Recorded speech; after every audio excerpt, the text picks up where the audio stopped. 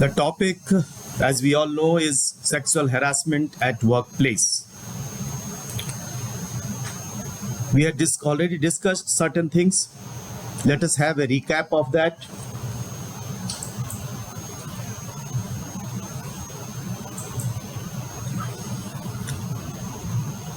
So I discussed with you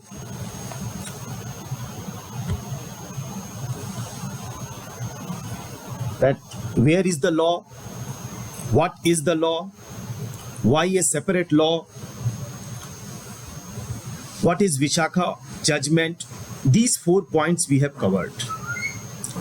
Supreme Court cases or some High Court cases and 7 ways to reform. These 2 we are going to touch today. But a revision will be maybe desirable.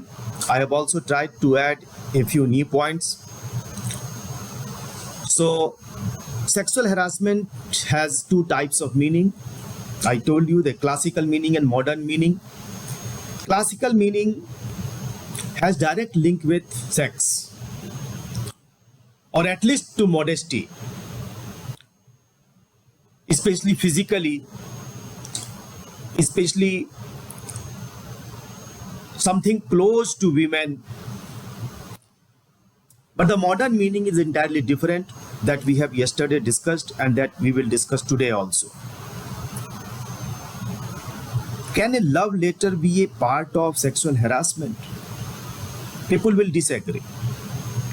How come a love letter sent to someone in a very decent language be a part of sexual harassment? But now the modern meaning has changed. It says yes, and we will see how in Grewal case it was held. So there are 2 different meaning that we need to understand. In modern meaning entirely different. Now there are basically 2 types of laws. Criminal law can be found under Indian Penal Code 376, 354, 506. 376 is a violent type of sexual harassment. 354 is less violent. 509 is not at all violent, but it is a violence through maybe our words. 354A, capital A, is a new arrival under Indian Penal Code, which especially uses the word sexual harassment and therefore becomes more significant. 354, 509, 376 of IPC does not use the word sexual harassment. Then there are special criminal laws also. For example, SC/ST Act.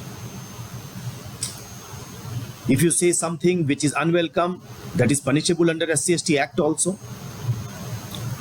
Then in POCSO Act also, which I did not deal with you yesterday. Protection of Children from Sexual Offences Act 2012. Section 11 is very clear. So 354 of IPC I have dealt with you. 3509 also I have already discussed with you. POCSO, if we try to see the description, so number 1, it is applicable when the victim is a child below 18 years. It is not applicable universally to all. But as it is applicable especially to children, and we all have children, so we should be more alert. So when you utter any word, make any sound, make any gesture, with the intention that such word and sound shall be heard, this amounts to sexual harassment.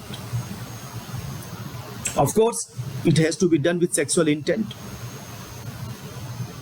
तो किसी लड़के को, किसी लड़की को जो 18 साल से कम उम्र का है, सीटी बजा दिया, हमने भी देखा था कि ये 509 में भी तो आ सकता है, पर पॉक्सो में भी आ सकता है ये, और आएगा पॉक्सो में भी।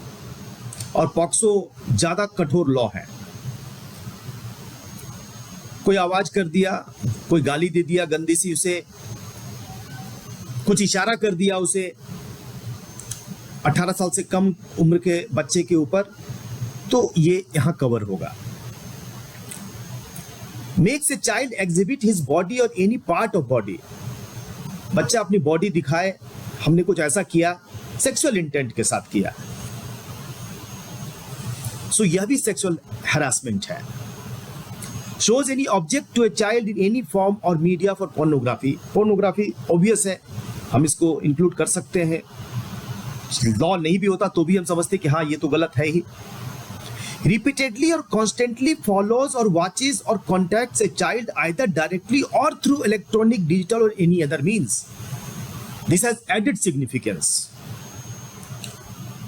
किसी को फॉलो कर रहे हैं, फिजिकली भी फॉलो कर सकते हैं, पर आजकल ऑनलाइन फॉलो करना ज्यादा सरल, ज्यादा आसान हो गया है, एक्सेस भी आसान हो गया है। फेसबुक है, फेसबुक पे हम फॉलो कर सकते हैं। तो अगर हम लगातार किसी को फॉलो कर रहे हैं, उसको देख रहे हैं, कांटेक्ट करना जरूरी नहीं है, फॉलो करना ही काफी है, but it has to be repeatedly and constantly. तो यह भी सेक्सुअल हैरासमेंट। अब देखिए, ये this is the new meaning that I was trying to discuss with you. कोई व्यक्ति आपको आपके फेसबुक पेज को लगातार देखता है, of course with the sexual intent, जो ऊपर का जो वर्ड है क्वालिफाइंग क्लॉज है, सेक्सुअल इंटेंट के साथ देखता है, तो ये सेक्सुअल हैरासमेंट का मामला हो सकता है। कैसे एस्टेब्लिश होगा, एविडेंस कहां से आएगा, वो एक अलग विषय है। Then there are other provisions, I am skipping that part.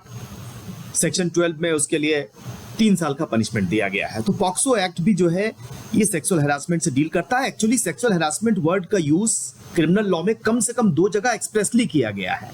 One is POCSO under section 11 and second is 354 capital A IPC. 354A I had discussed Vishakha versus Rajasthan, unwelcome sexual approach. Manju Devi versus Onkarjeet Singh Ahluwalia 2017 का case है। ये इसलिए बता रहा हूं कि this was a case where the supreme court held that sexual harassment type thing can be punishable, can be prosecuted under SC/ST Act also. So this is one authority. आते हैं सिविल लॉ में। Civil law में tort हम we all know wherever there is a legal duty, there is a violation of legal duty, breach of legal duty, there is some damage, then compensation can be taken. It's unliquidated damages are there, so it leads to tort. But tort law बहुत develop हमारे यहाँ नहीं हुआ है, लेकिन defamatory अगर statement दिए हैं that also amount to sexual harassment. So tort के केसेस आप कर सकते हैं। ये वास्तविक रिसर्च का विषय है, और आप में से कोई रिसर्च पेपर लिखना चाहते हो तो ये एक बहुत अच्छी वेरी गुड टॉपिक कि how tort law was used in India और maybe in other countries in cases of sexual harassment, because no work has been done to my knowledge. Then the parent law now is sexual harassment of women at workplace 2013. Various provisions we have tried to discuss, already discussed. Rules have been framed, sexual harassment rules 2013. Inquiry कैसे होगी, कितना complaint की कितनी copy जमा करनी होगी, these are mentioned in the sexual harassment rules 2013. Then CCS rules. There are 2 types of CCS rules. One is 64, other is 1965. Both rules have been amended and Vishakha guidelines have been incorporated. In 1998, then 2004, then 2015 also.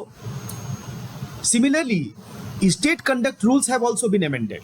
आप जिस state से हैं वहां के state conduct rules में भी ये amend हो गया है. आपकी यूनिवर्सिटीज उसको फॉलो करती होगी. So we are bound by that and we have protection of that. Both things are there.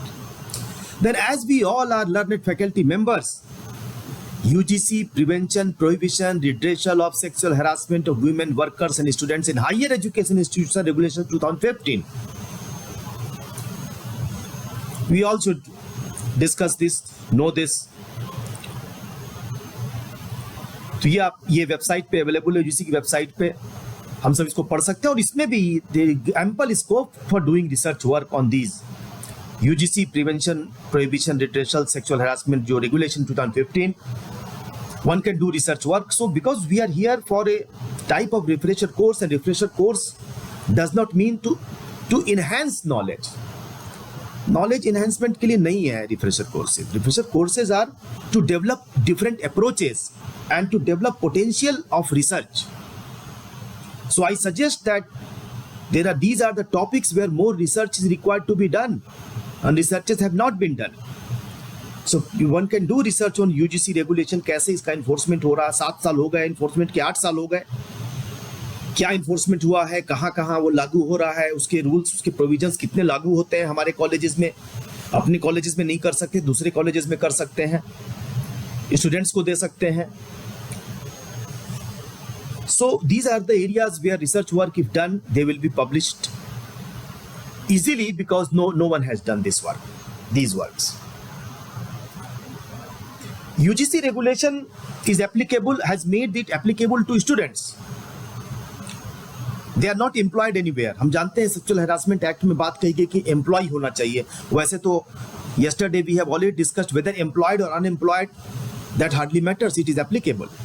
But UGC regulation has made it clear that it is applicable on students also. Why new law? I had already discussed with you this jurisprudential aspect, that there are at least 4 reasons, and you can today add another reasons.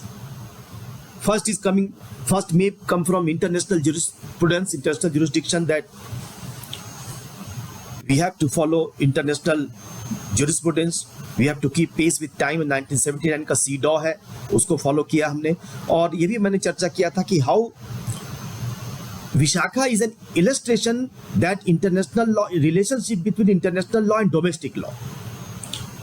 Then growth in women participation due to liberalization, privatization and globalization. This was a very welcome step, और इसलिए greater protection was required and therefore new law was required. Criminal law, civil law में जो differences हैं we have dealt with. And access, easy access इस sense में है कि complaint करना है, you need not to go to police station, but there is a internal complaint committee and you can access to that place. There may be many other reasons. Various cases are there. Vishakha, I had already dealt with Vishakha case. I dealt with Vishakha guidelines. I dealt with the provisions, so I'm skipping these all things.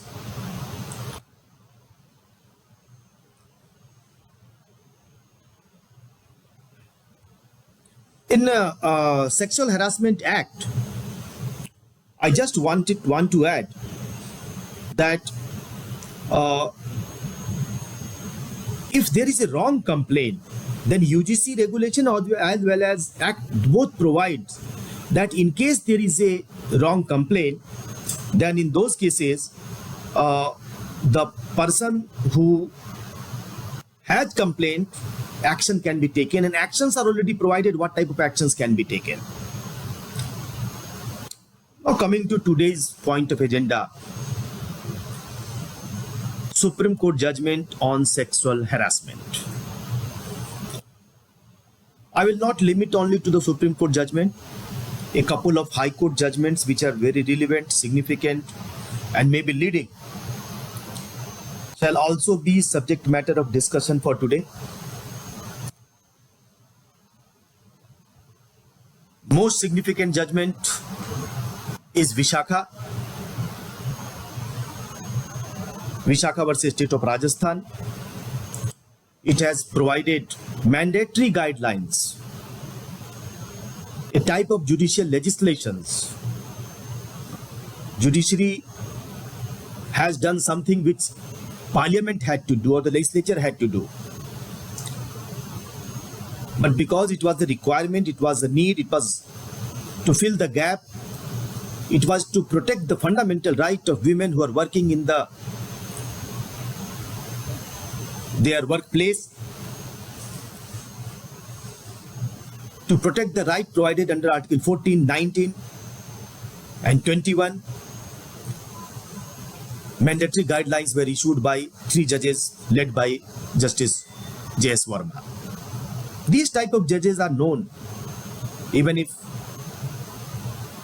they die, even if decades and decades are gone. These type of judges are known because they are known because they make law in the right directions. Otherwise, we have more than 250 judges. How many judges we remember?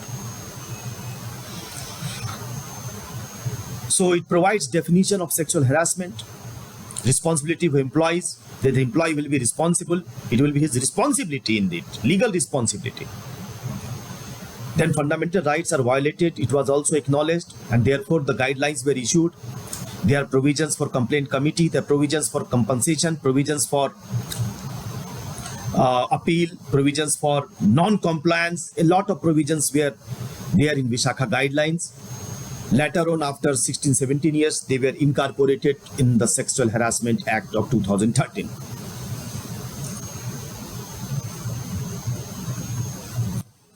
I will begin with a Bombay High Court case.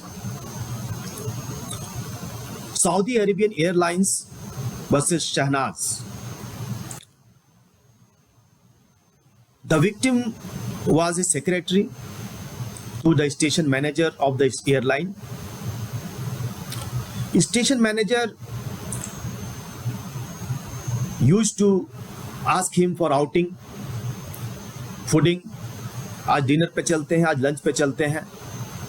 And the secretary is usually avoided.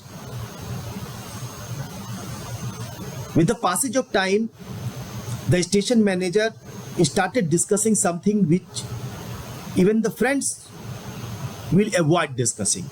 Like family planning कैसे कर रहे हैं आप, कौन सा contraceptive use कर रहे हैं. तो फ्रेंड्स आपस में जाने के लिए तो बोलते हैं चलो खाने पीने चलते हैं, आज लंच यहाँ करेंगे, आज ब्रेकफास्ट लेंगे, ये सब तो चलता है. क्योंकि फ्रेंड्स के बीच में भी जनरली हम ये बातें नहीं करते. ये बातें उन्होंने करना शुरू कर दिया. सेक्रेटरी ने उसको अवॉइड किया, डिक्लाइन भी किया, अपना विरोध भी दर्ज किया, प्रोटेस्ट भी किया, और अपने डिसइंटरेस्ट, अपना नॉन इंटरेस्ट एक्सप्रेसली उसको बता दिया कि no, I am not interested in talking this, going with you, not interest. Consequently, the station manager has denied her a promotion. उसके जूनियरों को प्रमोट कर दिया गया. आप समझ सकते हैं क्या सिचुएशन होगी. This was just a punishment for her, but she tolerated it. Then second vacancy came for promotion. She had made her representation for promotion that my promotion is due. Then the station manager has made a midnight call. रात में phone किया 12 बजे 1 बजे के आसपास कि promotion के matter को डिस्कस करना है, आप मेरे घर चले आइए. She has declined and reported it to higher authorities. Higher authority ने कहा कि ठीक है, we will take action, assured किया एक्शन लेने के लिए. But at the same time, they also requested कि please do not make it a big issue. इसको बहुत बड़ा इशू मत बनाइए आप. And don't give a written complaint. और उनको इंडिकेट किया कि आप कंप्लेन देंगे तो आपके जॉब का भी नुकसान होगा, आपकी रेपुटेशन, हमारी रेपुटेशन सब खतरे में पड़ेगी. हम जो है इससे डील करेंगे, स्टेशन मैनेजर से डील करेंगे. उन्होंने स्टेशन मैनेजर को बुला के डांटा फटकारा. डांटने फटकारने का परिणाम यह हुआ, he became more vindicative because no action was taken against him, but he was still more powerful. The victim was again denied promotion. She became sick. बीमार हो गई. वो बीमार होने के बाद उसने अपना काम फिर से शुरू किया. उसकी छोटी छोटी गलतियों को फिर बिल्कुल माइक्रोस्कोप से लगाकर देखना शुरू किया गया. उसे फॉल्स मेमो दिए गए, उसे छुट्टी देने से मना कर दिया गया, ट्रेनिंग पे भेजने से मना किया गया. टाइपिंग उसका काम नहीं था, वो कहा गया आप टाइप करिए. Somehow some apology was also extorted from her कि आप एक अपॉलोजी लिख कर दे दो कि आपसे गलती हो गई है. उन्होंने एक अपोलॉजी लिखकर दे दी, ये सोचते हुए कि शायद इससे मामला ठीक हो जाएगा। हम जब इस सिचुएशन में पढ़ते हैं तो कई तरह के निर्णय लेते हैं, कई सही निर्णय होते हैं, कई गलत निर्णय होते हैं, but based on this apology, जिसमें उसने कहा था कि हाँ मुझसे कुछ गलतियां हुई है, मैं क्षमा चाहती हूँ, माफी चाहती हूँ, इस अपोलॉजी के आधार पर शी वाज सस्पेंडेड। उसके हस्बैंड भी जो है सऊदी अरब में काम करते थे। यह भी धमकी दी गई कि तुम्हारे हस्बैंड की भी जॉब चली जाएगी। उसका हैरासमेंट कंटिन्यूड रहा। उसके बाद उसने हायर अथॉरिटी को अप्रोच किया। जब हायर अथॉरिटी को अप्रोच किया तो उन्होंने भी उन्हें एश्योर किया, but then ultimately she found that she was terminated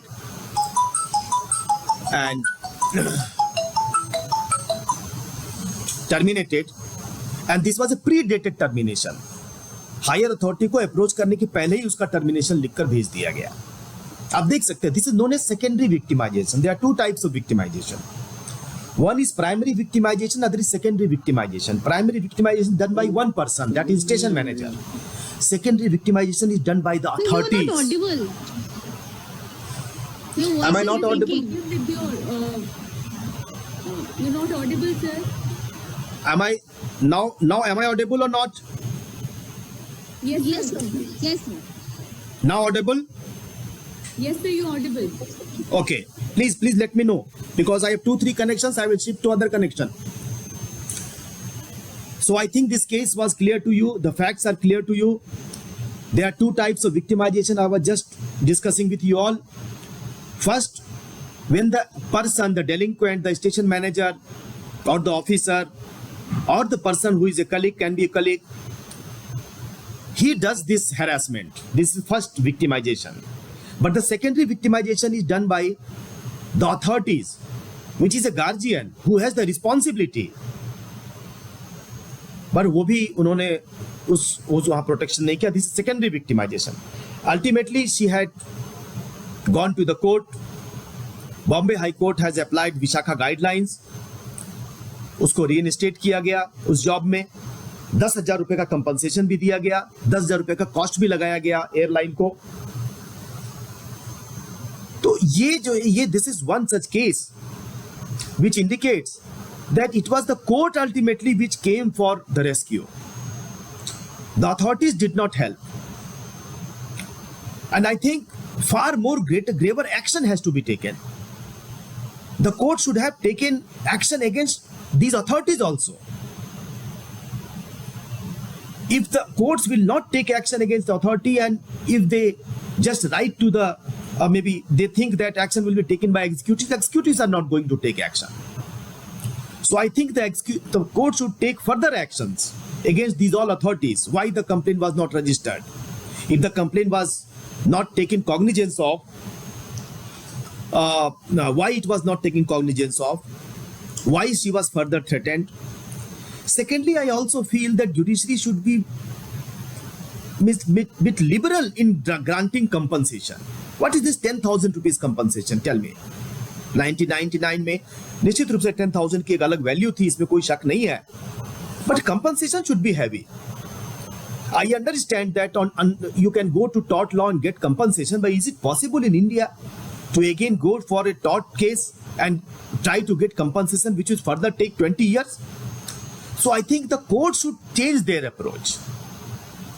And the approach should be that once you come to the conclusion that there was something wrong committed and you are of the opinion that compensation has to be given, give a heavy compensation, which is a practice in USA and other countries. Heavy compensation will be a great deterrent, like 1 lakh rupees compensation. Maybe 50,000 can be given to the victim, 50,000 can be given to some other fund, maybe Nirbhaya fund, maybe legal services authority. But heavy compensation should be given. And this compensation should be taken, should be recovered from the people who are responsible for it. And then further action should be taken. For example, registration of FIR, or for example, registration of maybe, this departmental proceeding. Court should start doing it. I understand it is not the job of the court, but the executives have failed. They don't have time. They are only maybe executive and politicians. They are only worried for next elections. and their pockets and their own people. So it is the judiciary which has to further take action. I come to the next case, next legal development. And the next legal development is Apparel Export Promotion Council versus A.K. Chopra, 1999. Now, there are 5 points that for which this A.K. Chopra case is significant. What is the scope of sexual harassment? 1997 हमको ध्यान है कि विशाखा में sexual harassment क्या होता है इसकी एक डिस्क्रिप्शन दी गई थी, पर अपैरल एक्सपोर्ट में आप देखेंगे उसके स्कोप को और बढ़ा दिया गया। दूसरा, is attempting to harass covered और not covered under Vishakha guideline? किसी ने हैरासमेंट किया है पर हैरासमेंट नहीं किया, अभी अटेम्प्ट ही किया है, क्या होगा फिर? This case answers this. Who is the competent authority to decide whether certain conduct is a sexual harassment or not? Sexual harassment हुआ कि नहीं, ये कौन डिसाइड करेगा? कोर्ट डिसाइड करेगा कि एडमिनिस्ट्रेटिव अथॉरिटी डिसाइड करेगी? ये जो तीसरा केस है और दूसरा केस है, इस पर मैं जरूर आपसे इंटरेक्शन चाहूंगा कल की तरह ही, and I am hopeful many of you will certainly participate. Second और थर्ड पे आप हमें बताइएगा, मैं 5 क्वेश्चन पढ़ लेता हूं एक बार। चौथा है, is it the administrative committee like the disciplinary committee, is it the judiciary, जो कि तीसरे क्वेश्चन से जुड़ा हुआ है। सेक्सुअल हैरासमेंट हुआ कि नहीं हुआ, कोई कंडक्ट है कि नहीं, कौन डिसाइड करेगा? और पांचवा, can the judiciary reappreciate the facts and penalty? क्या जो जुडिशरी है, न्यायालय है, वो फैक्ट्स में जा सकती है फिर से?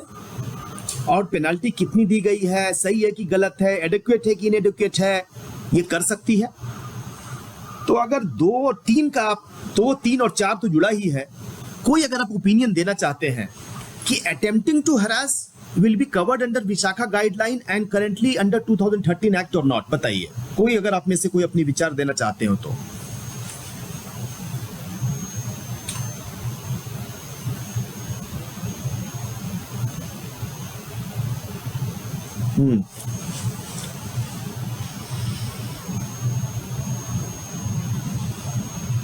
इसका आंसर यस हो सकता है, इसका आंसर नो हो सकता है, इसका आंसर कुछ इन बिटवीन भी हो सकता है। लेट अस ट्राई, बताइए।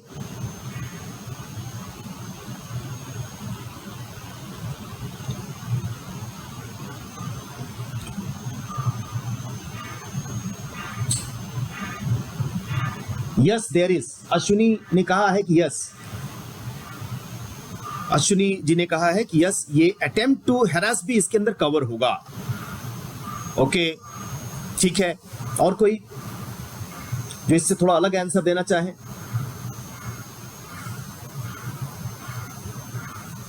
हमारे पास आगे भी क्वेश्चन है, कौन डिसाइड करेगा कि कंडक्ट सेक्सुअल हैरासमेंट है कि नहीं है? न्यायालय डिसाइड करेगी कि एडमिनिस्ट्रेटिव या डिसिप्लिनरी कमिटी डिसाइड करेगी?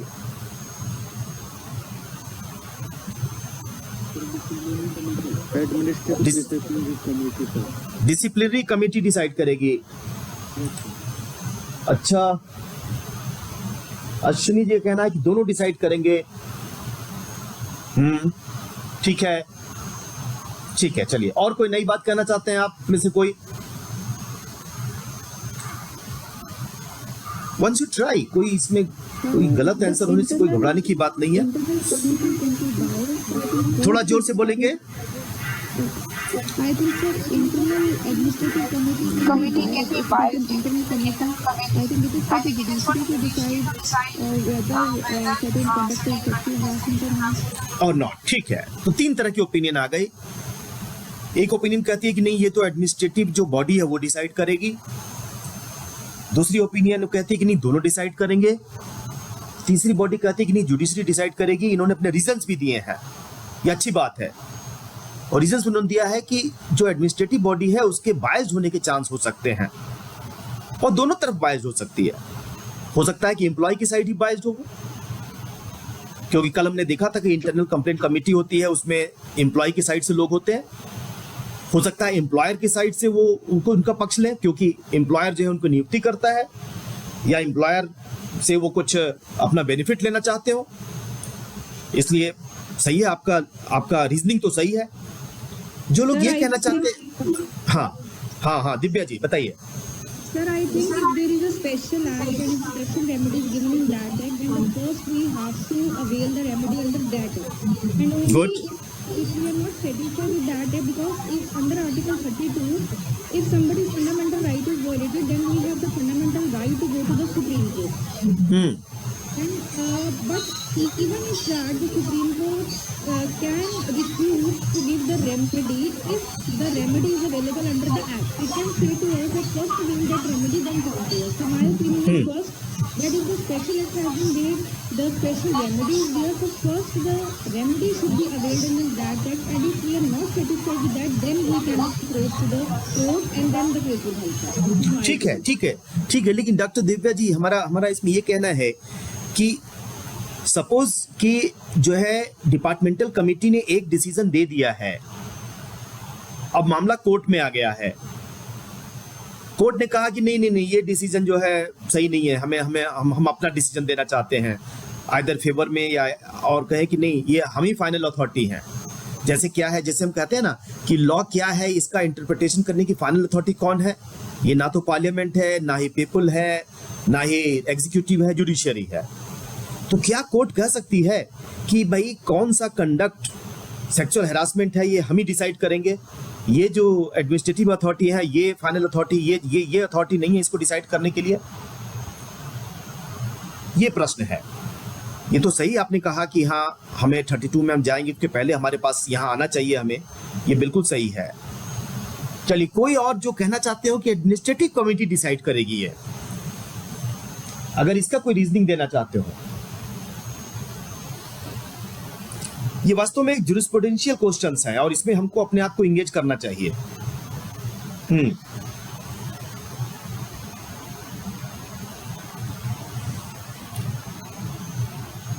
Sir, if you think that the judicial committee, internal complaint committee or administrative committee will be biased itself, then there is no need of having ICC, internal complaint court, because we have objection from the beginning itself.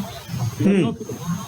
And if we think that every matter should go to the court, then court will be overburdened. Okay, Yes, sir. So ठीक है। court- और कोई got your point. Amit ji कहाँ से आप हैं? Amit ji Bhagalpur sir. Bhagalpur से। अच्छा, ठीक है अमित जी। तो ये तो आपका ही कहना है, इसमें रीजनिंग ये है कि अगर हम मान लेते हैं कि बायस्ड ही है तब तो उसकी कोई जरूरत ही नहीं है, तो सारे मामले कोर्ट को डिसाइड करने चाहिए और कोर्ट ही सब डिसाइड करेगी तो ओवरबर्डन हो जाएगी। ये दो कारण, कोई और जरूरी कारण आपको लगता है कि नहीं, इनकी तुलना में एक और कोई जरूरी कारण है? हाँ, या किसी और को लगता है? हेलो, हाँ बताइए। नहीं मैम, आपकी आवाज आ रही है, आप बोल सकते हैं।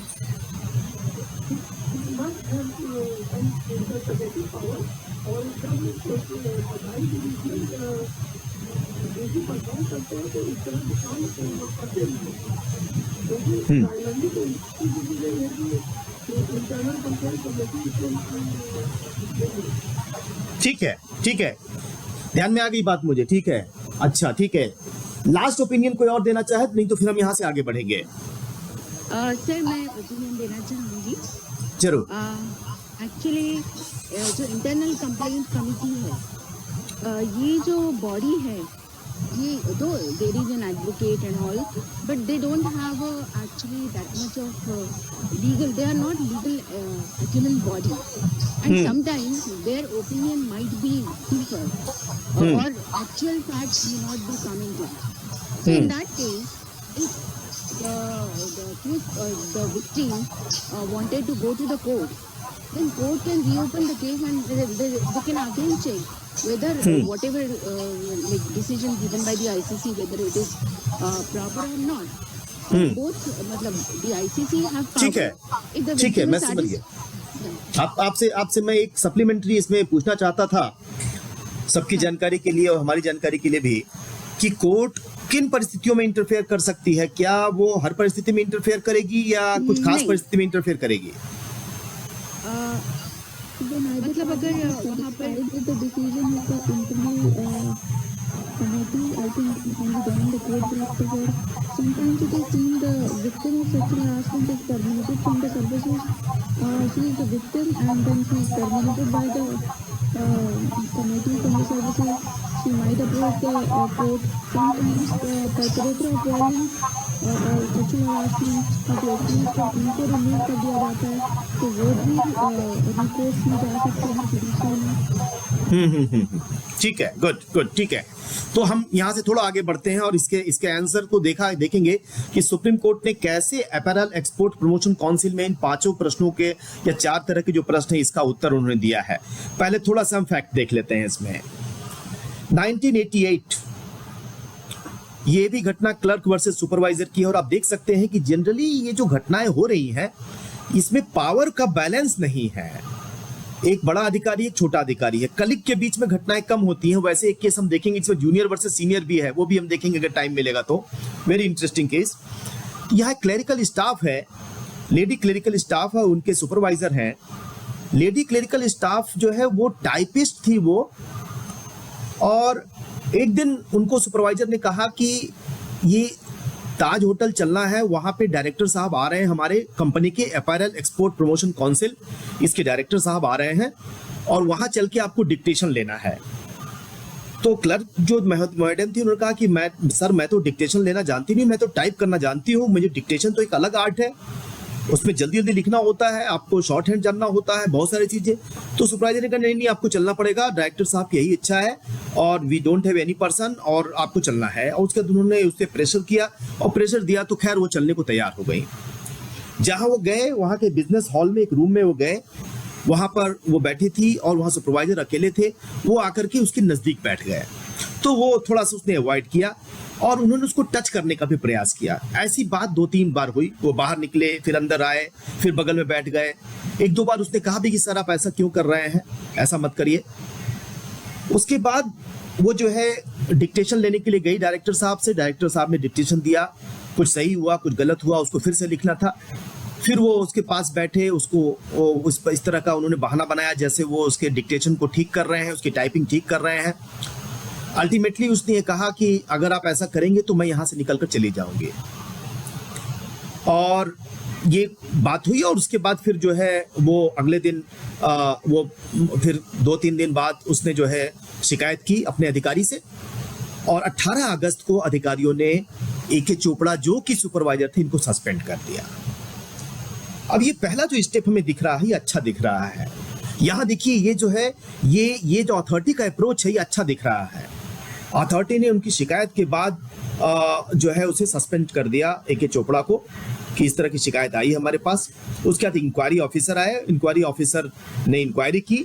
इंक्वायरी करने के बाद उनकी कंप्लेंट को सही पाया गया और ये कहा गया कि सेक्सुअल हैरासमेंट है इस तरह करना। उसके बाद ये मामला डिसिप्लिनरी अथॉरिटी तक गया। डिसिप्लिनरी अथॉरिटी का मतलब ये हो गया क्लास के बात करते लाइट चला लो। ठीक है,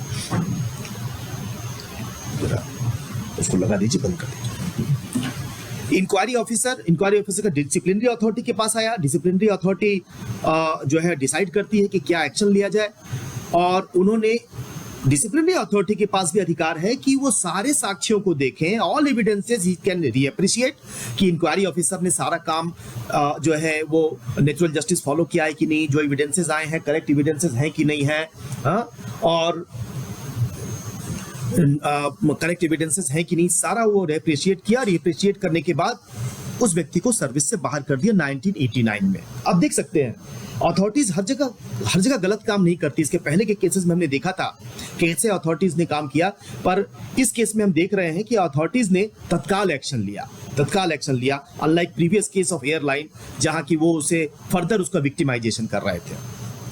अब चोपड़ा साहब फर्दर अपील किए, डिपार्टमेंट में फर्दर अपील के प्रोविजन है, ये प्रोविजन सेक्सुअल हैरेसमेंट एक्ट में भी है। तो डिसिप्लिनरी अथॉरिटी के ऊपर जो बड़े अधिकारी है वहां अपील की गई। वहां अपील के समय जो मेंबर्स आपस में थे उनके बीच में किसी बात को लेकर कुछ डिसेंट हो गया, लेकिन अभी कोई फाइनल कंक्लूजन नहीं हुआ था।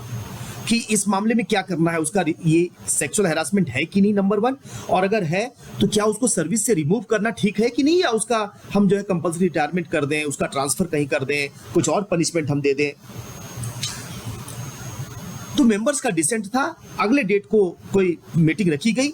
इस बीच चोपड़ा साहब को ये इंफॉर्मेशन मिल गई और उन्होंने कहीं से ये जो डिसेंटिंग नोट था, डिसेंटिंग नोट उनको मिल गया, ये लेकर के उन्होंने रिट पिटीशन दाखिल कर दिया हाई कोर्ट में, और रिट पिटीशन दाखिल कर दिया। और दाखिल करने के बाद हाई कोर्ट ने निष्कर्ष निकाला कि जो डिपार्टमेंटल जो अपीलेट कमेटी है वो जो है इस फेवर में नहीं है कि कोई सेक्सुअल हैरासमेंट की घटना घटी है, और उसको रीइंस्टेट करने का ऑर्डर दे दिया। तो जो एग्रीव्ड थी, she was a brave girl, वो उसने एसएलपी दाखिल किया सुप्रीम कोर्ट में। And we all understand, we all know how difficult is it these days on means last not these days, बल हमेशा ही एक एसएलपी सुप्रीम कोर्ट में दाखिल करना एक छोटा काम नहीं है, बहुत महंगा काम है, बहुत कठिन काम है। But she has filed an SLP, और सुप्रीम कोर्ट ने कहा कि डिपार्टमेंटल कमेटी को एक्शन लेना चाहिए, क्योंकि ये अभी कोई फाइनल डिसीजन इस पे अपीलेट कमेटी ने नहीं दिया है। कुछ डिसेंटिंग नोट पे हाई कोर्ट ने एक्शन लिया, लेकिन डिसेंटिंग नोट कोई फाइनल डिसीजन थोड़ी होता है। अभी डिसेंटिंग नोट क्लियर नहीं हुआ है, कंफर्म नहीं हुआ है वो। उसके बाद डिपार्टमेंटल जो अपील कमेटी थी उसने मिस्टर चोपड़ा को टर्मिनेट कर दिया अपनी सर्विस से। इसका मतलब हुआ इंक्वायरी ऑफिसर ने कंप्लेन किया, कंप्लेन को सही पाया, डिसिप्लिनरी अथॉरिटी ने भी कंप्लेन को सही पाया और उनको सर्विस से रिमूव कर दिया। उसके बाद फिर फर्दर जो अपीलेट अथॉरिटी थी उसने भी पाया कि कंप्लेन सही है और उनको नौकरी से निकाल दिया गया, टर्मिनेट कर दिया गया सर्विस से। टर्मिनेट किया गया तो ओबियस है, जैसा अभी आप में से कुछ लोग कह रहे थे कि कोर्ट तो जाएंगे ही जाएंगे, तो 226 में हाई कोर्ट चले गए। हाई कोर्ट में जो सिंगल जज थे, सिंगल जज ने कहा कि ए.के. चोपड़ा ने मॉलेस्ट करने के लिए केवल ट्राई किया था, सफल नहीं हुआ उसमें वो टच करने का प्रयास कर रहा था, साथ में बगल में बैठने का प्रयास कर रहा था, पर कुछ वो कर नहीं पाया, वो टच नहीं कर पाया, और इसलिए ही ट्राइड टू मॉलेस्ट। तो ये जो पनिशमेंट है, ये जो है ये सेक्सुअल हैरासमेंट नहीं है, क्योंकि मॉलेस्टेशन नहीं हुआ है, अटेम्प्ट है। और दूसरी बात ये कही कि जो टर्मिनेशन है डिस्प्रोपोर्शनेट है। अगर मॉलेस्टेशन होता, कंप्लीट होता, सेक्सुअल हैरासमेंट कंप्लीट होता तो टर्मिनेशन होता, ये डिस्प्रोपोर्शनेट है। एंड सिंगल जज ने कहा कि he has to be reinstated in the service, लेकिन उनको पुरानी जो जितने समय में टर्मिनेशन रही उसकी बैक वेजेस उनको नहीं मिलेगी, लेकिन उनकी प्रमोशन को कंसीडर करिए आप, और उनका ट्रांसफर दिल्ली से 2 साल के लिए कर दीजिए। यह मामला फिर अपील में चला गया हाई कोर्ट में। हाई कोर्ट में जब अपील में गया, दिल्ली हाई कोर्ट में डिवीजन बेंच में, अभी सिंगल बेंच से डिवीजन बेंच में, उन्होंने भी यही बात कही कि उसने ट्राई किया है, और जो पूरा हम लोगों ने एविडेंस देखा है, उस एविडेंस में लड़की कह रही है कि मेरे बगल में बैठे, मैंने मना किया तो फिर बाहर चले गए, फिर आ गए, फिर बैठे, फिर बाहर चले गए। तो ये बार बार ट्राई कर रहे थे, लेकिन उन्होंने मॉलेस्टेशन नहीं किया है, और इसलिए इनको जो है इनका टर्मिनेशन जो है वो गलत है।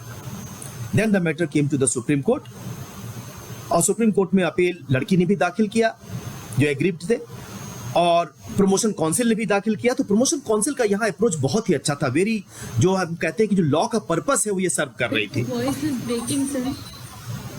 My voice is breaking.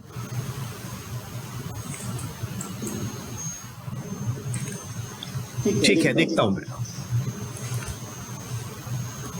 Voice is not audible, sir. You are not audible, sir. Hello, am I audible now? Yes, sir. Voice is breaking, sir.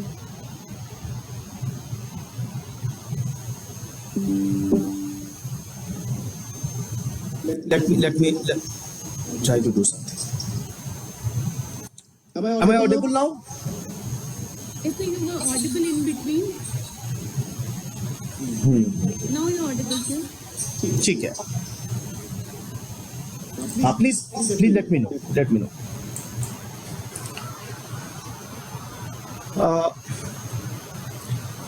Then it so happened that the matter came to the Supreme Court, and Supreme Court has said that whether a conduct is a sexual harassment or not, it has to be decided by the administrative body. It is not the court which has to decide. which conduct is a sexual harassment, which conduct is not a sexual harassment. This is first finding. Why this finding? Because the administrative authorities like inquiry officer, disciplinary committee, appellate body, they have all evidences, and because they have all evidences, they are the right person to decide. Thirdly, what is the discipline in the office? Which type of discipline is required? What is the conduct of these type of people? This thing can be decided by the administrative bodies because they are in the helm of affairs every day. The courts do not know what type of environment is there. So, who is the expert body to decide what type of disciplinary action should be taken? What is the conduct? The conduct is sexual harassment or not, and what type of punishment should be there? It is judiciary is not the expert body for that. Next significant point was that is the judicial authority, judiciary under Article 32, under 226, an appellate body. What is an appellate body? Appellate body is something which reappreciates the whole evidence. Can the judiciary do it? The answer is no. When you come to under 32, when you come under 226, the judiciary cannot sit in appeal. It has only to see whether the procedure has been correctly followed or not, whether natural justice has been followed or not, whether the decision was proportionate or not, punishment was proportionate or not. The courts will not interfere generally. Why? Because the courts have no authority to reappreciate the evidences. In these type of cases, especially when a case comes under 226. So the exact body is the administrative body. But the courts can interfere only under one or two circumstances. And what are those circumstances? Is it grossly unfair? That the decision which is reached is grossly unfair? Is it manifestly arbitrary? पहली बार में ही लग रहा है अरे ये तो बहुत ही गलत डिसीजन हो गया, ये जो घटना है ये तो बिल्कुल भी नहीं लग रहा है कि ये सेक्सुअल हैरासमेंट है, अरे इसमें तो जो पनिशमेंट दिया है नहीं ये पनिशमेंट तो बिल्कुल ही गलत दे दिया है. So if there are some lacuna in the proceeding, there is some lacuna maybe in decision making, you cannot interfere. You can only interfere if it is gross in nature. You can only judiciary can only interfere if it is manifestly arbitrary. So the court held that the high courts, that is division bench, single judges and division bench, both have committed an error. And they also said, the Supreme Court also said that we have to follow Wednesbury test. And Wednesbury test, I would request everyone to go and see. There are 3 tests that Wednesbury says. And so we have to see Wednesbury test, and we have to interfere only in exceptional situation, not in all cases. So unless it is seen that it is manifestly arbitrary, you cannot interfere. This way we try to answer these 3 questions. I will come to sexual harassment meaning and scope, but is attempt to harass covered under Vishakha guideline? The answer is yes, it is covered. Second, who is the competent authority to decide whether certain conduct is sexual harassment or not? The fourth says it is the administrative committee or the disciplinary committee, not the judiciary. Can the judiciary reappreciate the facts and penalty? Generally not. It cannot reappreciate facts and penalty. Why? Because it does not sit in appeal. Can the judiciary interfere? Yes, only in exceptional cases. Only in exceptional cases, not in general cases. So this is the law laid down by Apparel Export Promotion Council versus A.K. Chopra. This also indicates that the disciplinary authority should be very cautious, because whatever they are telling, if they follow the procedure, the decision is not questionable. So they should be extremely cautious कि जब वो decision ले तो सही decision ले, सोच समझ के डिसीजन ले, अपने लॉ के इंटरेस्ट में, जो लेजिस्लेशन उसके इंटरेस्ट में वो डिसीजन ले, उसके पर्पस को सर्व करें। और ये जो है जो जो जो पनिशमेंट है वो कोई विंडिकेटिव पनिशमेंट नहीं होना चाहिए। Why? Because the high courts and supreme courts are not going to reappreciate the evidence. Your voice is again breaking, sir.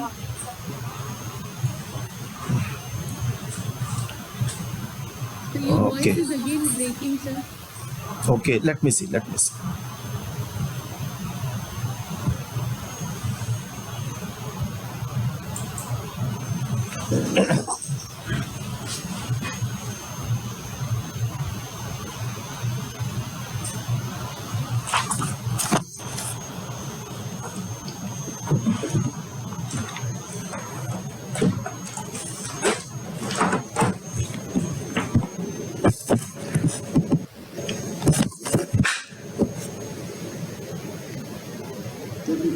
me try to change.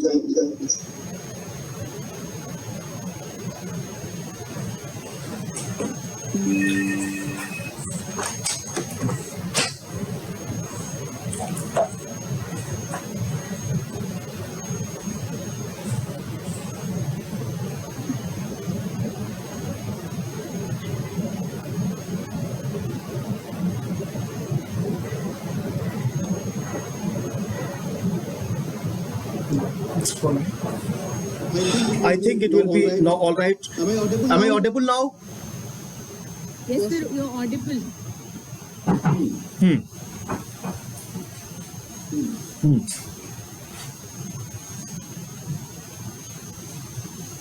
ठीक है।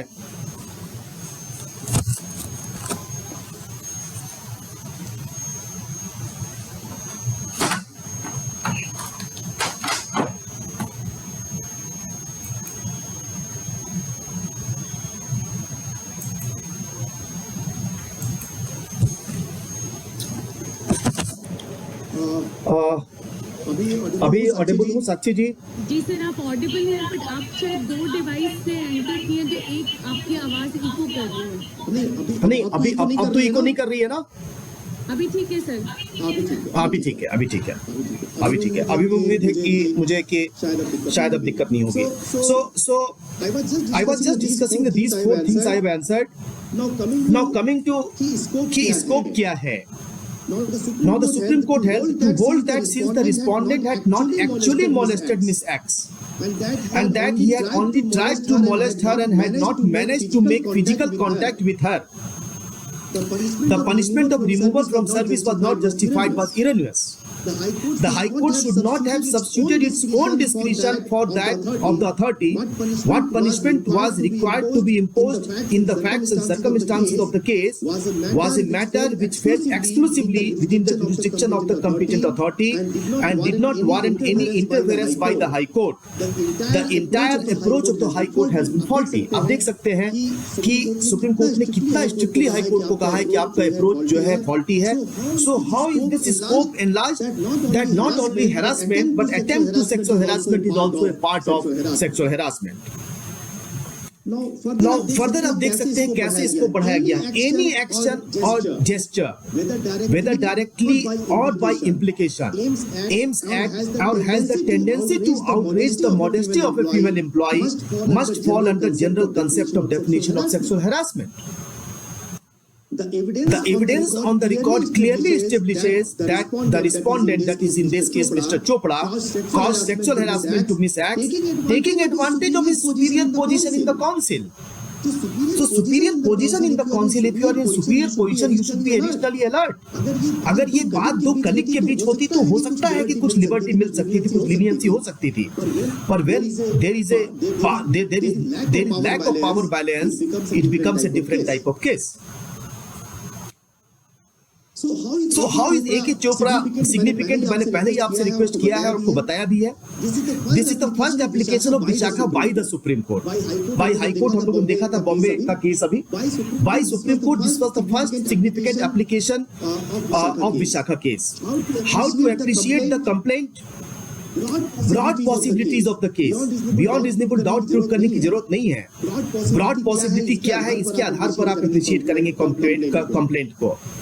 जो डिस्क्रिपेंसीज है इनसिग्निफिकेंट नेचर की है, टेक्निकलिटीज है, बैकग्राउंड है उसका, इट इज हार्डली मैटर्स, इसका कोई मतलब नहीं है। और जेंडर सेंसिटिविटी जो है ये होनी चाहिए, जो है संस्थानों में जेंडर सेंसिटिविटी होनी चाहिए, और unnecessary sympathy towards the person who is delinquent to his officer is not warranted. Now I come to the second case, RBS Chauhan versus Reserve Bank of India 2003. This is Allahabad High Court case. This was significant in the sense that the delinquent officer was junior and the aggrieved party woman was a senior manager in the bank. दोनों लोग bank के manager, एक bank के manager थी, महिला bank की manager थी, और जूनियर जो थे वो उसके स्टाफ जो थे वो जूनियर थे। उनका पूरा ग्रुप जो है आगरा गया था वहाँ बैंक में जो है कुछ चेक करने के लिए, कुछ इंस्पेक्शन के लिए। 30 दिसंबर 2001 की घटना है। वहाँ आगरा में वो लोग सब एक ही होटल में रुके थे, अलग अलग अपने कमरों में रुके हुए थे सब लोग। रात तो जो जूनियर स्टाफ है उसने फोन किया अपने मैनेजर को, अपने सीनियर को, मैडम को, कि मुझे कुछ बहुत ही अर्जेंट बात आपसे करनी है। तो उन्होंने कहा ठीक है आप आ जाइए मेरे पास। वो आ गए। जब आए तो उन्होंने कहा कि क्या अर्जेंट है, तो उन्होंने कहा कि नहीं बस मैडम मुझे जो है अच्छा नहीं लग रहा है, मुझे आपके साथ डिनर करना है। तो मैडम ने कहा ठीक है चलिए डिनर करते हैं। उसका डिनर हो गया। डिनर होने के बाद उन्होंने कहा कि ठीक है हम चलते हैं। तो जो स्टाफ थे उन्होंने कहा कि I am alone, you are alone, we can enjoy. Of course उन्होंने अपनी हिंदी भाषा में कहा होगा हम अकेले तुम्हें अकेले टाइप के जो ऐसी बात कही होगी। तो उन्होंने उसे थोड़ा डांटा फटकारा और कहा कि ये गलत बात है और जाइए अपना काम करिए। और अगले दिन उन्होंने फिर फोन किया, फोन करके उन्होंने माफी मांग ली कि नहीं मुझसे मैडम गलती हो गई, आप उसको अन्यथा मत लीजिएगा।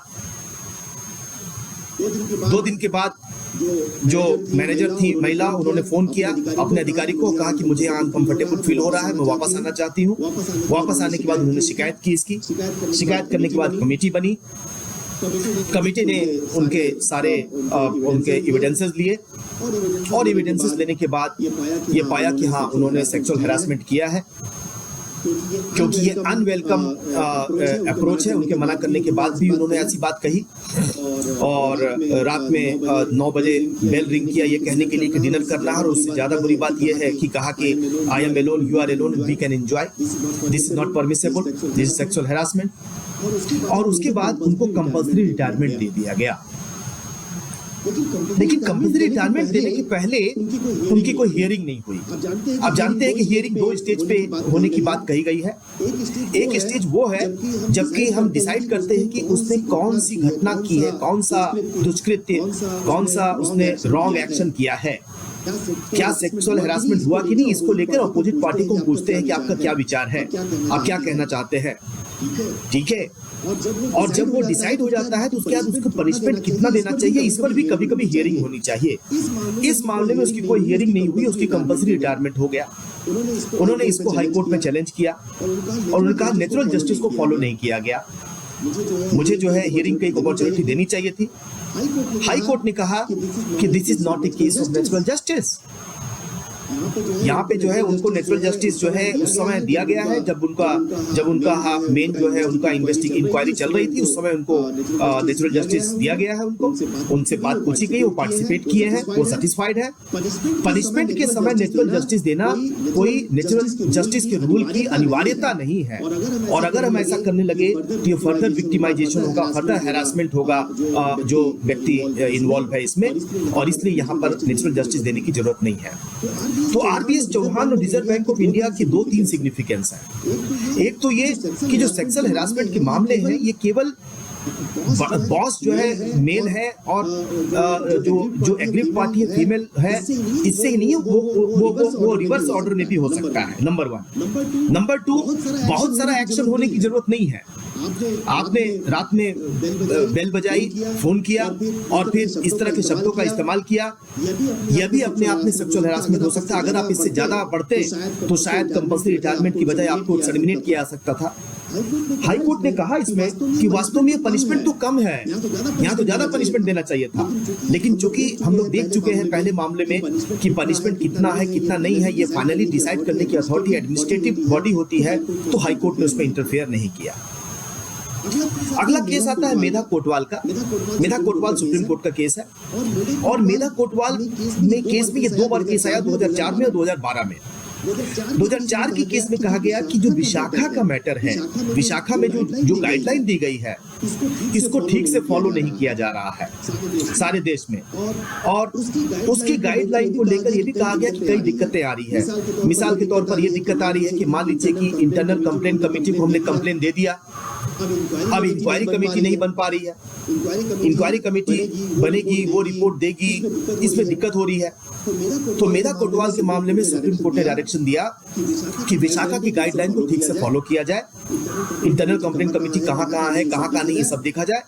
और दूसरा जो बड़ा लॉ लेट डाउन हुआ वो ये कि इंटरनल कंप्लेंट कमेटी को ही कहा गया कि आप इंक्वायरी अथॉरिटी हैं, आपके पास कंप्लेन आएगी, आप किसी इंक्वायरी ऑफिसर का, इंक्वायरी अथॉरिटी का वेट मत करिए, आप अपना जो है इंक्वायरी प्रारंभ कर दीजिए और आपकी जो इंक्वायरी रिपोर्ट होगी वो अपने आप में स्ट्रॉन्ग इंक्वायरी रिपोर्ट होगी। तो ये एक बड़ा लॉ लेट डाउन हुआ।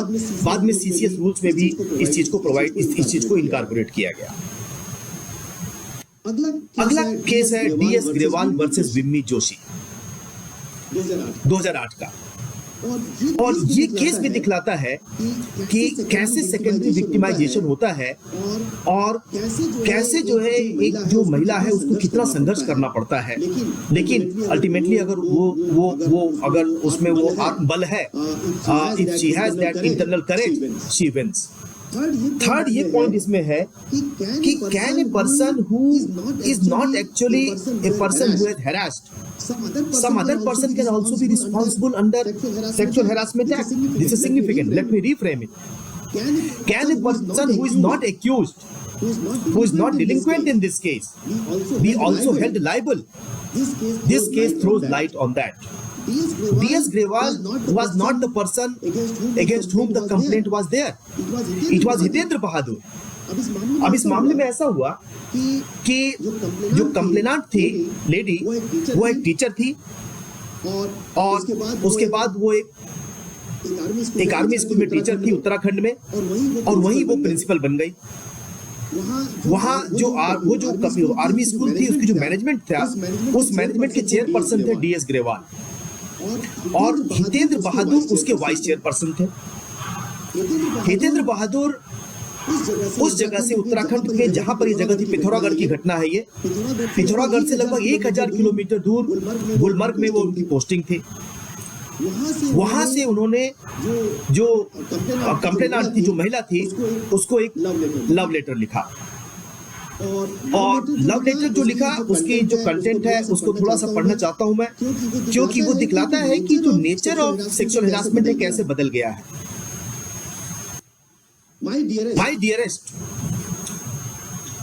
allow me to confess to you that I have fallen in love with you. What a man needs in a woman, love, trust and faith. ये letter जो है supreme court की site पर available है। Love, trust and faith. When I look deep into your eyes, I find there in abundance. Nowhere in my life I have ever come across a woman where intelligence, appearance, maturity and beauty is so well awarded in one single person as in you. You are no doubt a very charming and gorgeous woman, beautiful and attractive. You are very magnetic. ये बहुत सारी बातें उसमें कही गई हैं। साथ में कहा गया है कि I adore you from my core of my heart and always value our friendship. You are precious and priceless. May I extend my hands towards you and hold your hands tightly and ask you to lean on my shoulder whenever you need me. It will be a great pleasure. Lots of love. Hitendra Bahadur, 22nd July 2004. Now, the point is, what is so bad in this letter? क्या ये letter इतना खराब है? क्या उसकी language खराब है? क्या उसमें कोई ऐसी बात कही गई है जो बहुत ही खराब है? प्राइमा फेसाई हम देखेंगे तो हम कहेंगे कि ये एक लव लेटर लिखा गया है और means he seem like a literary genius type of person, जिस तरह के वर्ड्स का उसने इस्तेमाल किया है, उसने अप्रिशिएट किया है एक लेडी को, तो how could it be sexual harassment? Maybe sometimes some of the ladies can be happy to know that somebody is fan of this nature. लेकिन you will find that ultimately the Supreme Court had held that this letter was indeed a type of sexual harassment. One letter. So this is how the nature of sexual harassment is changing. अगर आप बिना उसकी इच्छा के, बिना उसकी सहमति के, बिना उसकी अनुमति के आप ऐसा पत्र लिखते हैं, कोई मैसेज भेजते हैं, तो इस तरह के मैसेज भी सेक्सुअल हैरासमेंट की कैटेगरी में आ सकते हैं। इस मामले में क्या हुआ कि इस लेटर को लेके जो कंप्लेनेंट थी वो अपने अधिकारी के पास गई। अधिकारी थे DS ग्रेवाल साहब। DS ग्रेवाल साहब के पास वो गई, उसने अपनी शिकायत की, ओरल शिकायत की और लेटर भी दिखाया। उन्होंने कहा कि ठीक है, आप अपनी शिकायत मुझे लिखित में दे दीजिए, लेकिन उन्होंने लिखित में अपनी शिकायत नहीं दी। जब शिकायत लिखित में नहीं दी तो ग्रेवाल साहब ने कहा कि चूंकि आपने शिकायत लिखित में नहीं दी है तो हम इस पे और भी कोई कार्रवाई आगे नहीं कर सकते। लेकिन लेटर की कॉपी उनके पास थी। लेटर उन्होंने दिया था कि सर ये लेटर है, ये हितेंद्र बहादुर ने दिया है। उन्होंने ये भी कहा कि मिस्टर हितेंद्र बहादुर जो है वो इसके पहले भी इन्होंने अनवेलकम अप्रोच किया है, लेकिन मैंने इसको अवॉइड किया है। इस घटना के बाद जब उन्होंने कहा DS ग्रेवाल ने कि नहीं, हम इस पर कार्रवाई नहीं कर सकते, DS ग्रेवाल ने 2 एनोनिमस लेटर रिसीव किया। उस लेटर में लिखा हुआ था कि जो प्रिंसिपल है विमी जोशी, जो एग्रीड पार्टी है, इसमें विमेन है जो विक्टिम है, उनके ऊपर कुछ चार्जेस लगाए गए थे। और एक चार्ज तो ये था कि उनका परफॉर्मेंस बहुत खराब है, और दूसरा चार्ज ये था कि उन्होंने जो है फाइनेंशियल कुछ मैटर पे इरेगुलरिटी की है। और इस तरह के नॉर्मल चार्जेस, इस तरह के चार्जेस बहुत ही टेम्पलेट टाइप के हैं। इस तरह के चार्जेस हमेशा लगाए जाते हैं, किसी के ऊपर भी लगाए जा सकते हैं। Based on these 2 letters which were anonymous letter, DS Grewal has taken immediate cognizance, और उसको तुरंत उन्होंने मेमो इशू कर दिया जो प्रिंसिपल थी कि आप कारण बताइए कि आपके खिलाफ क्यों ना कार्रवाई की जाए, और उसके बाद उनको टर्मिनेट कर दिया गया सर्विस। अब ये देखिए आप, कंप्लेनेंट उसके पास गई एक लेटर लेकर के और बताई कि फला व्यक्ति ने, जो कि वाइस प्रेसिडेंट है, वाइस चेयरपर्सन है, उसने मेरे साथ ऐसी घटना की है, मुझे लेटर भी लिखा है, राइटिंग भी उसकी है, उसने अपना जो है इसमें नाम भी लिखा हुआ है। वैसे जब वो लेटर लेके गई थी तो नाम का हिस्सा उसका फटा हुआ था, तो पूछा गया कि नाम कैसे फट गया, हिस्सा कैसे फट गया है, वो उसका ठीक से जवाब नहीं दे पाई। लेकिन उसने कंप्लेन किया, ओरल कंप्लेन किया, और ये कहा कि वो इसके पहले भी मेरे साथ अप्रोच ऐसा कर चुके हैं। DS ग्रेवाल जो चेयरपर्सन थे, उन्होंने कोई कॉग्निजेंस नहीं लिया, लेकिन एनोनिमस लेटर एक मिल गया, उसके आधार पर तुरंत कॉग्निजेंस ले लिया, और कॉग्निजेंस लेकर उस लड़की को टर्मिनेट कर दिया, उस लेडी को टर्मिनेट कर दिया। टर्मिनेट ही नहीं किया, उनके अगेंस्ट में FIR भी दर्ज की। इस बीच में एक इंक्वायरी कमेटी बनाई गई, और इंक्वायरी कमेटी हितेंद्र बहादुर के अगेंस्ट में बनाई गई, और उसने कहा इंक्वायरी कमेटी ने कि ये एक लेटर लिखा है, लेटर में कोई ऐसी बात नहीं है, बहुत ही गलत बात तो नहीं कही, लेकिन उनको ऐसा लेटर नहीं लिखना चाहिए था, और कहा कि हितेंद्र बहादुर का एक जो है उनका काउंसलिंग होने की जरूरत है, but they said that it is not a sexual harassment. इस बीच में जो FIR विमी जोशी के अगेंस्ट में हुआ था, उसको चीफ जुडिशियल मजिस्ट्रेट ने उसको कहा कि FIR में कोई दम नहीं है, इसमें कोई एविडेंस नहीं है, और उनको एक्सोनरेट कर दिया। बाद में विमी जोशी रिट पिटीशन दाखिल किया, और रिट पिटीशन दाखिल करके उसने कहा कि इस संबंध में एक्शन होना चाहिए इस व्यक्ति के खिलाफ जिसने मुझे लेटर लिखा है। यह मामला हाई कोर्ट से होते हुए सुप्रीम कोर्ट तक गया, और सुप्रीम कोर्ट ने डायरेक्ट किया कि जो आर्मी वेलफेयर एसोसिएशन को एक इंक्वायरी कमेटी बनानी चाहिए थी, वो इंक्वायरी कमेटी उन्होंने दिखावटी बनाई, और ये इंक्वायरी कमेटी बनाने से काम नहीं चलेगा। उनकी आलोचना की और कहा कि आप फिर से इंक्वायरी कमेटी बनाइए, इंक्वायरी कमेटी बना के एक्शन लीजिए। इंक्वायरी कमेटी बनी, इंक्वायरी कमेटी ने कहा कि हाँ, जो हितेंद्र विष्णु ठाकुर रिस्पॉन्सिबल है, और उनके साथ साथ क्योंकि सेक्सुअल हैरासमेंट एक्ट कहता है कि जो एम्प्लॉयर है, एम्प्लॉयर की रिस्पॉन्सिबिलिटी होती है। तो in this case the officer main officer was DS Grewal. DS Grewal was the chairperson. उन्होंने हरासमेंट का काम नहीं किया था, लेकिन वो चेयरपर्सन थे। उनको कोर्ट ने कहा कि ही इज इक्वली रिस्पॉन्सिबल और इनके खिलाफ भी आर्मी को एक्शन लेना चाहिए। तो हम देख सकते हैं कि DS ग्रेवाल केस एक ऐसा केस है जो दिखलाता है कि एक व्यक्ति जो हरासमेंट करता है वो तो रिस्पॉन्सिबल होता हो ही सकता है सेक्सुअल हरासमेंट एक्ट में। At the same time the highest officer who has not done anything can also be equally responsible because under law he has the responsibility that these type of acts are not committed, and in case they are committed, law takes its course. This is Grewal case.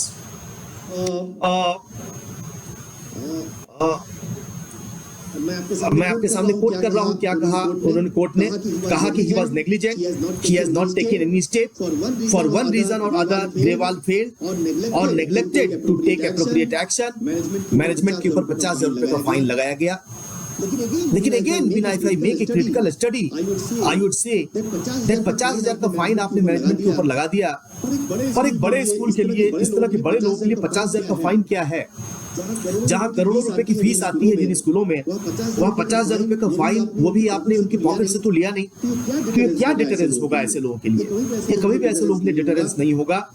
और इसलिए इस तरह की fine बहुत ही heavy fine होने चाहिए ताकि चारों तरफ उसकी खबर फैले। अगर आपने उसके सुप्रीम कोर्ट ने इसके ऊपर 5 लाख का फाइन लगाया होता, उसमें से कुछ हिस्सा उनको जो है जो कंप्लेनेंट थी उसको दिया होता, तो ये सही रास्ता होता, और कुछ हिस्सा किसी और वेलफेयर मेजर में लगाया होता तो शायद ये सही रास्ता होता। अन्यथा ये जो पावरफुल लोग होते हैं वो किसी न किसी तरह बच निकलने का कोई न कोई रास्ता निकाल लेते हैं। तो हमें देखते हैं फिर PS Malik versus high court of Delhi 2019 का केस है। PS मलिक एडिशनल डिस्ट्रिक्ट जज दिल्ली में थे और उनके खिलाफ ये आरोप था, एक जुडिशियल असिस्टेंट थी, उन्होंने आरोप लगाया कि इन्होंने ड्रिंक में कुछ मिला दिया और मिलाने के बाद मेरे साथ जो है सेक्सुअल हैरासमेंट करने का उन्होंने अटेम्प्ट किया। ऐसे मामले में PS मलिक को सर्विस से रिमूव कर दिया गया। उस रिमूवल को हाई कोर्ट ऑफ दिल्ली ने अपहेल्ड किया। पर जो केस जिसको मैं जरूर डिस्कस करना चाहता हूँ वो है दुर्गेश कुंवर का केस, 2020 का केस। दुर्गेश कुंवर के केस में क्या हुआ कि दुर्गेश कुंवर मैनेजर थी, बैंक मैनेजर थी इंदौर के बैंक में। इंदौर के बैंक से बैंक में जब वो पहुंची तो वहां बैंक में पहुंची तो उन्होंने पाया कि जो अकाउंट खुले हैं उन अकाउंट में KYC नो योर क्लाइंट्स वो नहीं है, और वो अकाउंट करोड़ों रुपए के हैं। हम अब जानते हैं कि हमारे बैंक अकाउंट्स में कुछ हजार रुपए होते हैं, कुछ लाख रुपए होते हैं, तो KYC हमें करनी पड़ती है, कई बार करनी पड़ती है। और यहाँ करोड़ों रुपए के अकाउंट खुले गए हैं पर KYC ठीक से नहीं की गई है। तो उन्होंने इस बात को फ्लैग किया कि ये किस तरह के अकाउंट हैं, ये कौन लोग हैं। फिर उन्होंने देखा कि लोन देने में भी, कुछ लोगों के साथ लोन देने में भी जो नॉर्म है उसको फॉलो नहीं किया गया है। उन्होंने ये भी पाया कि इस अकाउंट में जो ट्रांजैक्शन है कंपैरेटिवली दूसरे अकाउंट की तुलना में बहुत ज्यादा है। आखिर क्या कारण है कि बहुत सारे लोग इसी बैंक में अकाउंट खोल रहे हैं? क्या कारण है, क्यों लोग जो है दूसरे जो है जगह से छोड़ करके यहाँ अकाउंट खोलना चाह रहे हैं? इस बात को उन्होंने फ्लैग किया और इसको लेकर अधिकारियों को मेल किया। जब अधिकारियों को मेल किया तो अधिकारियों ने कहा कि भाई ये तो अच्छी बात है, हमारे बैंक में पैसे आ रहे हैं, हमारे बैंक की जो है फाइनेंशियल स्थिति मजबूत हो रही है, तो ये तो बहुत अच्छी बात है, आप क्यों इंटरफेयर कर रही हैं? तो इन्होंने दुर्गेश कुंवर ने कहा कि भाई हमें कोई दिक्कत नहीं है, लेकिन ये रूल्स के अगेंस्ट में हो रहा है, और जो ट्रांजैक्शन हो रहे हैं ट्रांजैक्शन को रिपोर्ट करना है, वो रिपोर्ट भी नहीं किया जा रहा है, KYC नहीं बना हुआ है, ये किस तरह के लोग हैं, ये यहाँ क्यों ला रहे हैं, ये डाउट क्रिएट कर रहा है, हो रहा है, लेकिन इस बात को कोई इंक्वायर नहीं कर रहा है। यह सब जब उन्होंने इस तरह इंक्वायरी की तो उनका ट्रांसफर वहां से 600 किलोमीटर दूर एक बहुत ही छोटे से इलाके में कर दिया गया, जबकि वो हायर लेवल की ऑफिसर थी। इस बीच में जो बड़े अधिकारी थे, बड़े अधिकारी ने उनको मैसेज करना शुरू किया और कहा कि इंपॉर्टेंट मैटर्स है, रात को 10 बजे आइए, आपको घर पे डिस्कस करना है। वो एक दो बार गई भी, उन्होंने पाया कि कोई इंपॉर्टेंट मैटर नहीं है, नॉर्मल मैटर है जो कि ऑफिस में डिस्कस हो सकते हैं। अधिकारियों ने इंडिकेट किया कि आप क्यों इसमें हस्तक्षेप कर रही हैं, इसमें जो लोग कर रहे हैं करने दीजिए। तो उनको समझ में आ गया कि कोई करप्ट प्रैक्टिस में चल रही है। उनकी ये भी एलिगेशन थी कि उनमें से कुछ लोगों ने उनको मैसेजेस किए व्हाट्सएप पर जो कि सेक्सुअल हैरासमेंट की कैटेगरी में आते हैं। उन्होंने अपने ट्रांसफर को चैलेंज किया और ट्रांसफर को जो चैलेंज किया तो सुप्रीम कोर्ट ने कहा कि ट्रांसफर एक ऐसा मैटर है जिसमें कि यूजुअली हम हस्तक्षेप नहीं करते, क्योंकि ट्रांसफर एक ऐसी बात है जो कि एक एडमिनिस्ट्रेटिव एक एग्जिजेंसी के कारण की जाती है। लेकिन इस मामले में ये साफ दिख रहा है कि इनका जो ट्रांसफर है, ये जो सर्कुलर से इनके अगेंस्ट में किया गया है, वो बड़ी अधिकारी है। बड़ी अधिकारी का ट्रांसफर छोटी जगह पे नहीं किया जा सकता। और यह भी देखने को मिल रहा है कि उन्होंने कंप्लेन किया है और कंप्लेन करने के बाद उनका ट्रांसफर किया गया है, तो ये मेलाफाइड दिखलाता है। मैंने पिछली बार आपसे डिस्कस किया था कि जब आपको ग्रॉस इरेगुलरिटी दिखेगी, जब मैनिफेस्ट आर्बिट्रीनेस दिखेगा, जब जो है हमें दिखेगा कि ये जो है मेलाफाइड है, तो ऐसे मामले में कोर्ट इंटरफेयर कर सकता है। ये एक ऐसा मामला है जिसमें कि कोर्ट इंटरफेयर किया और कोर्ट ने इंटरफेयर करके कहा कि नहीं, इनका ट्रांसफर को हम रद्द करते हैं और इनको वापस उस वहां पोस्टिंग की जाए। तो मैं देख रहा हूं कि हमारे पास 10 मिनट का समय रह गया है। वास्तव में दुर्गेश कुंवर का केस हम में से हर एक को पढ़ना चाहिए, क्योंकि वो कई इश्यूज पर है, कई पॉइंट्स पर है। फॉर एग्जाम्पल, जो सेक्सुअल हैरासमेंट कमेटी बनाई गई है, सेक्सुअल हैरासमेंट कमेटी जो वहां बनाई गई, इंटरनल कंप्लेंट कमेटी, उसका कॉन्स्टिट्यूशन किस तरह का होगा? जैसे उस कमेटी में बाहर से जो लोग मेंबर थे, उसमें एक वकील साहब को रखा गया था। आप जानते हैं कि बाहर से कोई जो है एक्सपर्ट व्यक्ति मेंबर हो सकता है, पर वो वकील उसी बैंक के पैनल पर थे। दूसरे जो लेडी मेंबर थी वो वहां के मैनेजर थे, उनकी वाइफ थी। तो कोर्ट ने कहा, तो इन्होंने चैलेंज किया, इन्होंने कहा कि ये लोग जो मैनेजर बने हैं ये तो इंटरेस्टेड पार्टी है। और सुप्रीम कोर्ट ने इस बात को एक्सेप्ट किया कि यस, ये जो लोग मैनेजर बने हैं, ये लोग जो इसमें इन्वॉल्व है, ये लोग तो इंटरेस्टेड पार्टी हैं। और ये केवल जो सेक्सुअल, ये जो हैरासमेंट, जो ये इंटरनल कंप्लेंट कमेटी बनी गई है, ये ऐसा लगता है कि केवल जो है इस मामले को दबाने के लिए बनाई गई है। और फिर इस प्रकार से कोर्ट ने उनको कंपनसेशन दिया 50,000 रुपए का और उनको कहा कि उसी ब्रांच में उनको दिया जाए। लेकिन फिर मैं कहूंगा, वही बात कहूंगा कि आप बताइए कि ये केस जो है उन्होंने कितनी बार, क्या उनके 50,000 रुपए खर्च हुए होंगे? सुप्रीम कोर्ट तक आई, हाई कोर्ट तक गई, जो हैरासमेंट हुआ, जो मेंटल टॉर्चर हुआ उनका, क्या इसकी कॉस्ट 50,000 रुपए है? क्या टाइम नहीं आ गया है कि सुप्रीम कोर्ट को ये समझना चाहिए, हाई कोर्ट को समझना चाहिए कि कंपनसेशन की राशि ज्यादा होनी चाहिए? कई बार ये आरोप किया जाता है, जो मैंने पहले भी निवेदन किया, कि टॉर्ट में लोग क्यों नहीं जाते। इंडिया में मैंने पहले भी कहा कि जो टॉर्ट के केसेस 20 साल चलने वाले हैं, क्या 20 साल के बाद आदमी जो है कोई कंपनसेशन लेगा? हमने कभी सुना कि जो है कोई लंबा कंपनसेशन मिला? तो अगर सुप्रीम कोर्ट को इन मामलों में कंप्लीट जस्टिस करनी है, तो उसमें दो तरह की चीजें उनको करनी पड़ेंगी। नंबर 1, कंपनसेशन की राशि को कम से कम 10 गुना करना होगा। ये राशि 5 लाख रुपए होती तो सारे बैंक में खबर हो जाती कि भाई इतना लंबा कंपनसेशन देना होगा यदि हमने गलत काम किया तो। नंबर 1। नंबर 2, इस तरह की कंपनसेशन राशि को जो डिलिंक्वेंट ऑफिसर्स हैं उनसे रिकवर करना चाहिए, चाहे तो कमेटी बना के डिलिंक्वेंट ऑफिसर्स कौन है ये हम देख सकते हैं। ये नंबर 2 बात है। और नंबर 3, जिन लोगों ने जानबूझ के ऐसा काम किया है उनके अगेंस्ट में डिपार्टमेंटल इंक्वायरी के लिए आदेश देना चाहिए कोर्ट्स को। और नंबर 4, ऐसे मामलों को कोर्ट्स को खुद ही मॉनिटर करना चाहिए, क्योंकि ये सारे लोग जो है ये इनके साथ, ये सरकार के साथ मिले हुए लोग हैं और ये ऐसे लोग होते हैं जो बहुत पावरफुल लोग होते हैं। और अगर जस्टिस करनी है, अगर लॉ का पर्पस सर्व करना है, तो कोर्ट को अपना अप्रोच बदलना पड़ेगा।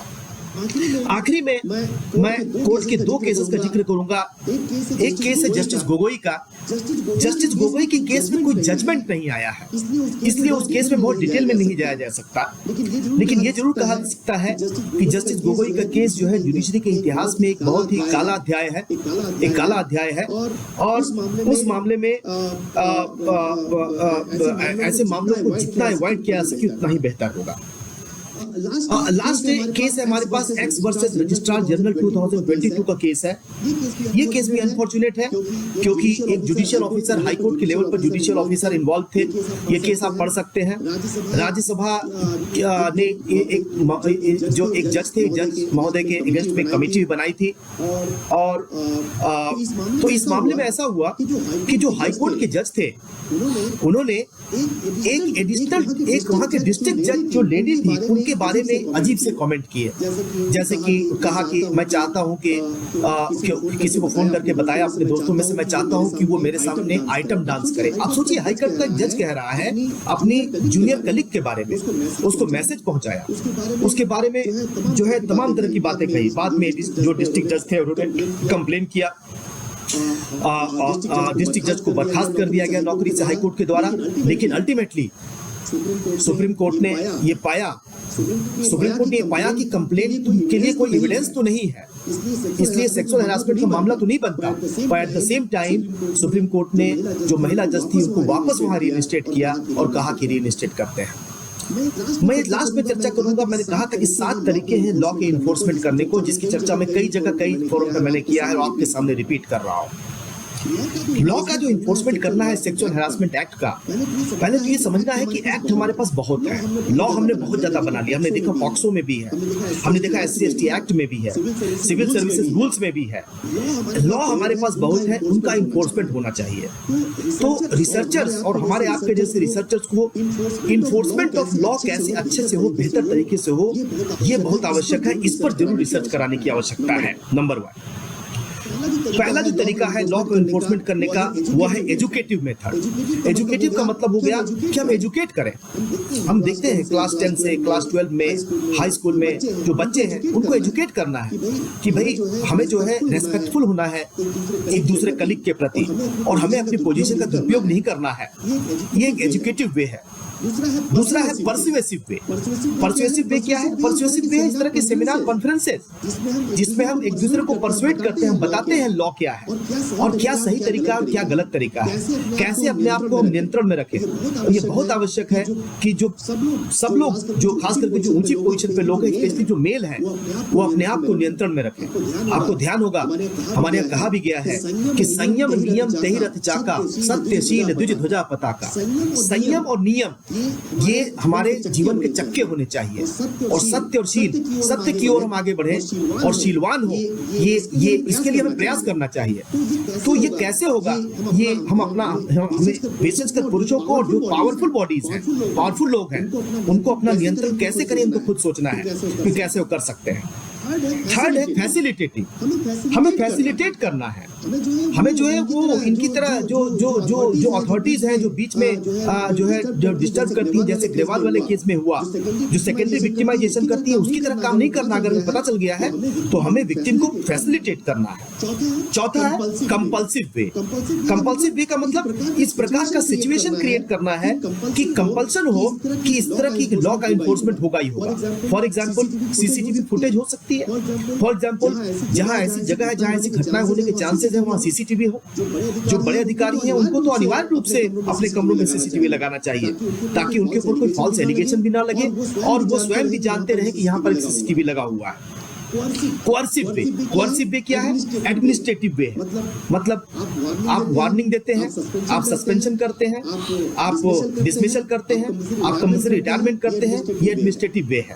प्रिवेंटिव का मतलब घटना को होने से पहले ही हम कैसे रोक सकते हैं। जैसे हमें मालूम चला कि ऐसी घटना घट रही है, 2 तरह की स्टेप होनी चाहिए। महिला की ओर से ये स्टेप होनी चाहिए कि वो क्लियरली अपना इंडिकेशन दे दे कि नहीं, शी इज नॉट इंटरेस्टेड। जैसा मैंने कल एग्जांपल भी दिया था कि अगर कोई फॉल्स जोक, कोई जो गलत जोक भेजता है और आप उसे रिटर्न में कोई स्माइली का इमोजी भेजते हैं तो ये प्रिवेंटिव मेजर नहीं है। You are paving a way for, of course it is not an invitation, you are paving a way. तो आप साफ साफ उसे बता सकते हैं कि नहीं, आई डोंट लाइक इट।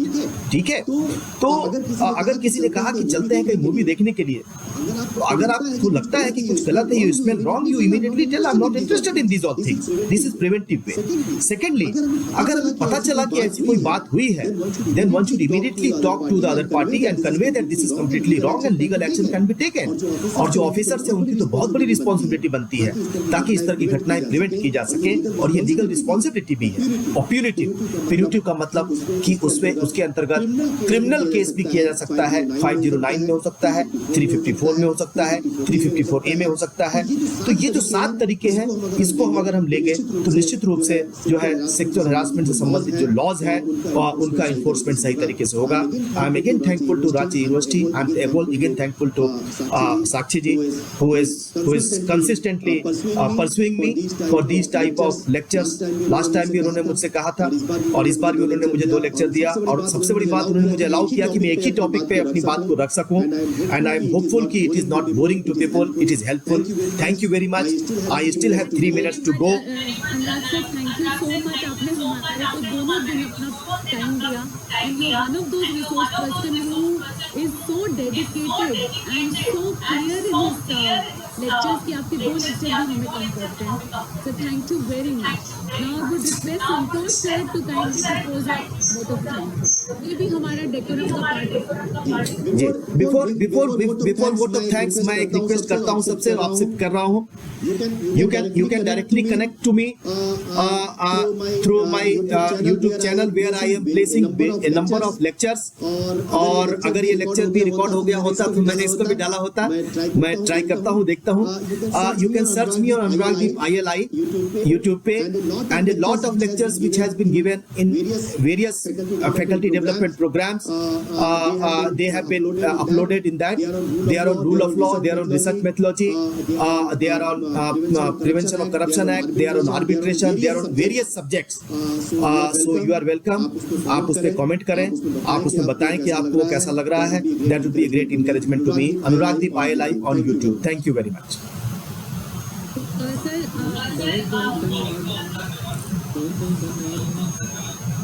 हम कब डॉक्टर अनुरागदीप सर को सुन रहे हैं, और इन्होंने बहुत ही विस्तार से, बहुत ही गहराई से, चाहे वो सेक्सुअल हरासमेंट एक्ट हो, चाहे उससे संबंधित जो विभिन्न पीड़ित वाद हैं, उसका इतना अच्छा विस्तार से समझाया है कि मैं तो चाहता था हफ्ता में कि आपका 1-2 सेशन हो गया तो बिल्कुल कोई कठिनाई नहीं है सुनने में. इतनी विस्तार से, इतनी अच्छे तरीके से व्याख्या करके समझाया है कि वो दिमाग में बैठ गया है. तो मैं HRDC रांची और सभी रिफ्रेशर कोर्स कर रहे मेरे सहभागी प्रतिभागियों की तरफ से डॉक्टर अनुरागदीप सर का बहुत बहुत आभार और धन्यवाद व्यक्त करता हूं. मेरे दिल की अनंत गहराइयों से आपका बहुत बहुत धन्यवाद सर. साथ ही HRDC रांची साक्षी पाठक मैडम का धन्यवाद, जिन्होंने मुझे ये अवसर दिया कि मैं